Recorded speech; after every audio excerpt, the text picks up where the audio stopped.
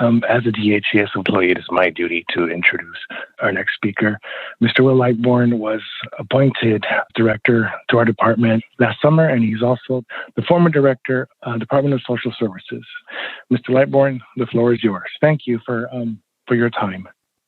Well, Eduardo, thank you so much for inviting me. And it's a pleasure to be speaking to your first statewide Disability Advisory Council meeting of 2021. I'm hoping that, I see Levi is staying on. And thank you, Levi, for going into some of the detail around how we structure accommodations. And I'll if there are specific questions I can't answer, I'll defer to Levi. The way I think I'd like to frame my thoughts today are that disability access in the employment sphere is a critical part of civil rights, ultimately. As I think we've evolved our understanding of exclusion and inclusion, it's not enough to simply say we will provide access to people who may have a disability, because access without participation isn't enough. We're a society which, for a variety of historical reasons, we really accord an element of social citizenship to working, to being employed, to participating in the economy. Whether that's a good or a bad thing is neither here nor there. I mean, there are certain societies that don't put so much emphasis on employment as providing social citizenship, but we do. And so in our civil rights commitment, that means we've got to make sure that we make it possible for people who have disabilities, whether visible or invisible, to participate in the life of work. And so the circumstance under which we've been operating now, this essentially just about a year, is one that on the one hand has created opportunities. It's also created some difficulties of the kind that Levi was speaking about as I joined your call, that accommodations that we've sort of historically been able to provide in the workplace now have to be translated to a home environment. And that's, for some people, I think it's been advantageous. For other people, that's meant that tools that they've been used to having access to, we've had to figure out how to extend them elsewhere. Let me just sort of put this in context a bit for the Department of Healthcare Services. We were a team of almost 4,000 employees, situated in offices, most in Sacramento, but in other parts of the state as well. And what we do is we make possible the delivery of healthcare services through largely the Medi-Cal program, but some other state programs. 13 million residents of the state, that's 1 in 3 people, get their healthcare through the work of the DHCS team. So it's by every consideration essential work. And as the pandemic sort of took hold, we quickly decided, yes, we had to continue operation, but we also had to do everything in our reach to sort of limit exposure to the virus. And so we've had 80% of the workforce essentially working constantly via telework from home. And of the remaining 20%, quite a few work part-time at home and then part-time in our various locations and offices. The way it was, I think, a very fast transition to that approach. And I'm sure at the beginning, there were, I wasn't here, but I'm sure there were some bumps.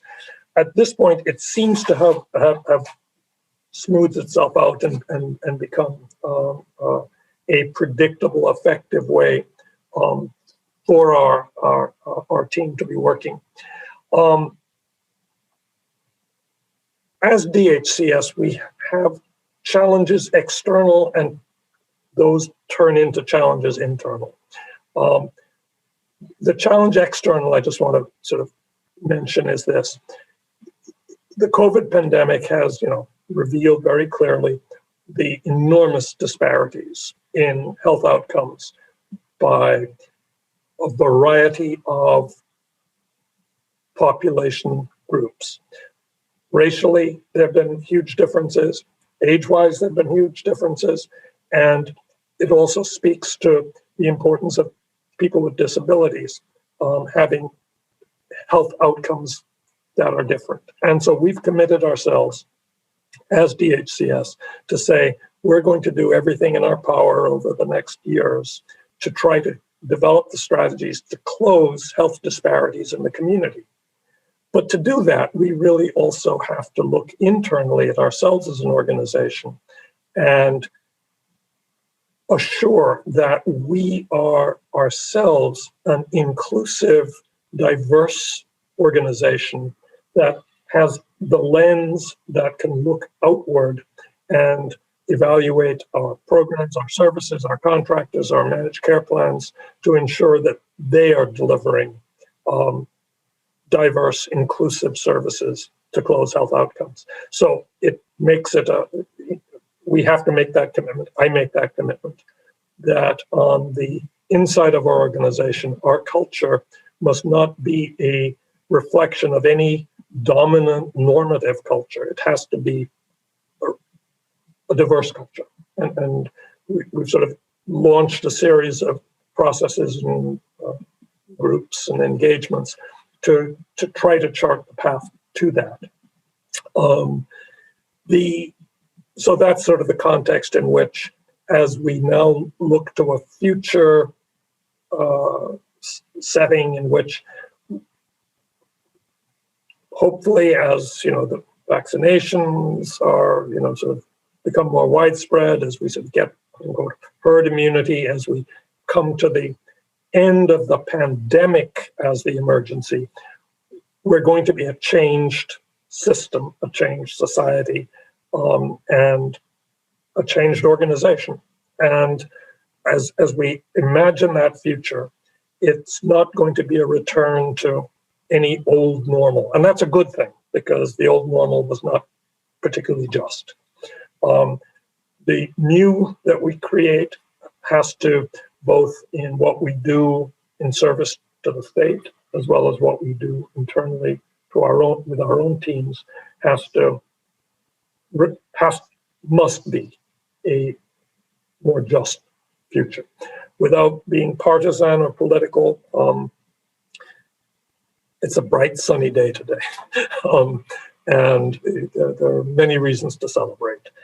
The work that we will do sort of going forward in trying to sort of evolve future telework policies post-pandemic, the state as a whole is developing guidelines that will heavily inform what we as DHCS do. But we also want to sort of hold up the good things we have learned through the pandemic, both in terms of how medicine is now delivered across the state in different ways through telehealth. Equally, the work that we will do within the department regarding future telework and how we support that. To the extent that telework has presented unusual challenges for staff with disabilities, visible or invisible, I'm sure we'll continue to sort of learn how best to accommodate needs in a home environment that we used to think of primarily as being in a office work environment. it's work in both places, but there's office and there's home.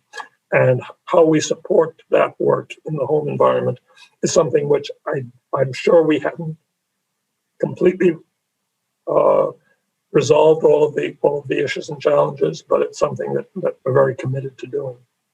So let me stop, because I know I'm just about to be out of time. And is there any key thing that folk want me to remark on before we end?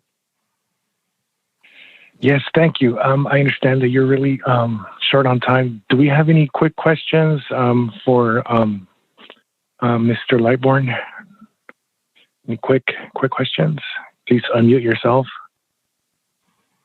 Okay, nobody has.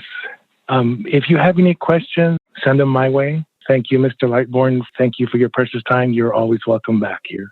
Thanks you. Eduardo, and thank you for meeting you too. Thank you. Thank you, Director Lightbourne.